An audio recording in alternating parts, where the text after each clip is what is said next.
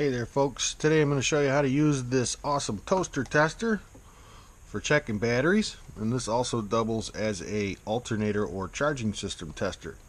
Now to use the charging system tester, all you have to do is hook this up positive to negative, and then when the engine starts it'll come up into this range. This is a no gauge pretty much. There's nothing fancy about it. I used an amp clamp on this once before, and it basically loads at about 90 amps, which for a small lawn and garden battery, that's pretty good. Shows here we got 12, almost 13 volts, and what you do is you flip this switch over and that loads the battery up, and you watch this gauge. Now it's going to drop down, but if it drops down any lower than 9 volts, the battery's junk, and you gotta wait 15 seconds. Sometimes right at the 12 mark it'll drop down. It goes 10 seconds, 11, 12, and then all of a sudden just buries down and falls on its face. So we got 13 volts. This thing sat outside all winter long. Not sure what we're gonna see here, so away we go, counting to 15.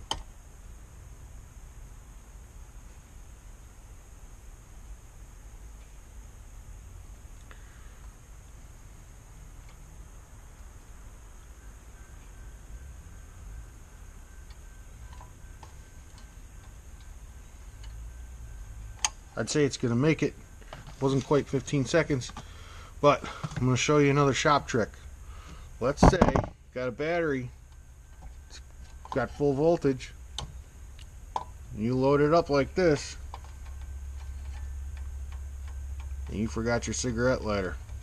Oh, it doesn't fit. I always thought you could light a cigarette off of this thing, but I guess you can't. So plus that toxic smoke that's coming off of those elements, I don't think you want to inhale that. Okay, that's it. Now if the coils are hot, it's going to read differently. So if you have back-to-back batteries to check, you need to let the thing cool off, obviously. And then again, to check the charging system, start the engine, and this needle will go up into this little green zone there.